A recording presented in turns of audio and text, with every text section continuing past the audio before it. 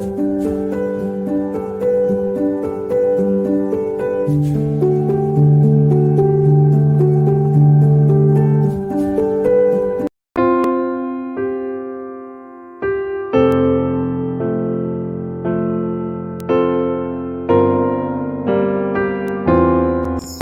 selamat pagi Bapak Ibu, Saudara-saudari yang dikasihi Tuhan. Hari ini Sabtu 26 November 2022. Saya bersama istri Ibu Vera mengajak kita semua untuk mengikuti renungan harian yang dikeluarkan oleh Sinode Gereja Kristen Oikumene di Indonesia GKO dengan tema Tuhan Keadilan Kita menurut bacaan Yeremia 23 ayat 6. Mari kita berdoa. Kami bersyukur kepadamu ya Tuhan yang sudah memelihara hidup kami di sepanjang malam dan kembali menganugerahkan hari baru bagi kami. Mengawali hari ini, kami mau mendengarkan firman Tuhan yang kami percaya akan menjadi pedoman dalam hidup kami di sepanjang hari ini. Maka tuntunlah kami dengan kuasa Roh Kudus agar kami dapat mengerti dan memahami apa kehendak Tuhan bagi kami. Berfirmanlah kepada kami ya Tuhan, kami sedia mendengarkan sabda-Mu. Amin. Yeremia 23 ayat 6 demikian bunyinya. Dalam zamannya Yehuda akan dibebaskan dan Israel akan hidup dengan tentram. Dan inilah namanya yang diberikan orang kepadanya, Tuhan Keadilan Kita. Melalui ayat firman Tuhan tersebut, kita dapat menggali beberapa pertanyaan. Pertama, pada zamannya Raja siapakah Israel akan dibebaskan? Menurut bacaan kita, Israel akan dibebaskan pada zaman Raja Yehuda. Bagaimanakah keadaan Israel ketika dibebaskan? Israel akan hidup dengan tentram. Lalu, siapakah nama yang diberikan orang kepadanya? Dialah Tuhan Keadilan Kita. Bapak Ibu, Saudara-saudari yang dikasihi Tuhan, bacaan Yeremia 23 ini adalah bagian dari nubuatan Nabi Yeremia yang menegur raja-raja keturunan Daud sebagai gembala-gembala yang jahat, yang tidak peduli dan mencerai-beraikan kawanan domba umat Tuhan. Sebab itu mereka harus menerima hukuman. Namun perlu diingat bahwa hukuman Tuhan ini merupakan teguran bagi para pemimpin dan juga segenap umat Israel. Hukuman Allah diberikan bagi mereka yang hidup dalam kejahatan. Nubuat ini kemudian beralih pada pemulihan umat Tuhan yang telah tercerai-berai oleh ulah raja-raja tersebut. Tuhan juga menjanjikan akan adanya pemimpin yang akan membawa perubahan ke arah yang lebih baik bagi bangsa Israel, dan nama yang diberikan kepadanya Tuhan Keadilan Kita. Dalam perjanjian baru, janji pengharapan tersebut dipahami sebagai kedatangan Mesias, Yesus Kristus sebagai hakim yang adil, gembala agung, gembala sejati.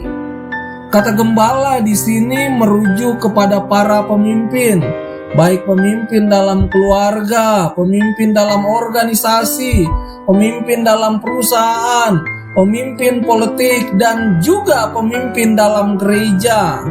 Apakah kita semua sudah melakukan tugas dan peran yang Tuhan percayakan dengan kesungguhan hati? Pembacaan ini sekaligus menjadi koreksi dan juga evaluasi kita bersama, secara khusus bagi saya selaku pendeta dan juga rekan-rekan majelis yang Tuhan percayakan dalam melayani umatnya. Kita harus mengakui ketidaksempurnaan dalam memberdayakan semua anggota jemaat. Marilah para anggota majelis kembali pada jati diri semula, yaitu sebagai anggota jemaat yang juga Tuhan percayakan dalam memberdayakan dan melengkapi anggota jemaat. Kita bukan pemilik apalagi penguasa jemaat.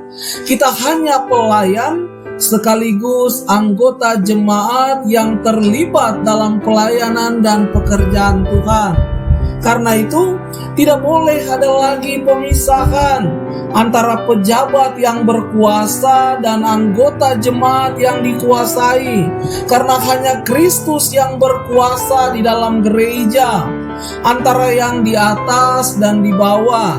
Semua kita berada di bawah, karena yang berhak dan layak berada di atas hanyalah Yesus Kristus, Raja dan Kepala Gereja, antara jemaat yang pasif dan majelis yang aktif. Semua kita harus aktif. Maka dengan demikian, subjek dari gereja bukanlah pendeta dan majelis saja. Anggota jemaat bukanlah objek pelayanan. Semua kita adalah subjek. Tugas para pelayan adalah memberdayakan dan memperlengkapi. Karena itu marilah kita bekerja sama di dalam gereja, karena tidak ada seorang pun yang terlalu besar di dalam gereja ini yang pantas untuk diandalkan, dan tidak ada seorang pun yang terlampau kecil di dalam gereja yang pantas untuk diabaikan, tidak seorang pun. Kelak, ingatlah bahwa ketika tunas Daud yang adil, Yesus Kristus sebagai hakim yang adil, gembala yang agung, gembala yang sejati itu datang, ia akan meminta pertanggungjawaban dari kita semua, secara khusus bagi para pemimpin gereja. Apakah kita sudah melakukan tugas pelayanan yang Tuhan percayakan secara bertanggung jawab? Ataukah sebaliknya, apakah kita tidak peduli dan membiarkan umatnya tercerai-berai? Mari, jangan cuma pergi gereja karena esok hari Minggu, tetapi marilah juga kita bergereja. Ketika kita bergereja, maka kita semua terpanggil untuk sehati sepikir, satu kasih, satu jiwa, dan satu tujuan. Dengan demikian, hidup bersama di dalam gereja menjadi lebih indah, harmonis, selaras, dan lebih terarah. Semua bahu-membahu menciptakan gereja yang sehat. Indah sekali, bukan? Kalau kemudian karena kerja kita bersama, firman Tuhan semakin tersebar dan jumlah jemaat semakin bertambah banyak. Amin. Mari kita berdoa. Tuhan Yesus, terima kasih untuk kebenaran sabda-Mu di pagi ini. Mampukan kami untuk selalu setia dalam menjalani panggilan pengutusan ini, sebab kami sadar bahwa melayani Tuhan secara bertanggung jawab adalah sebuah kegembiraan yang tak pernah tergambarkan dalam hidup kami. Dalam nama Tuhan Yesus dan Raja Kepala Gereja, kami menyerahkan seluruh pelayanan dan kehidupan kami. Amin.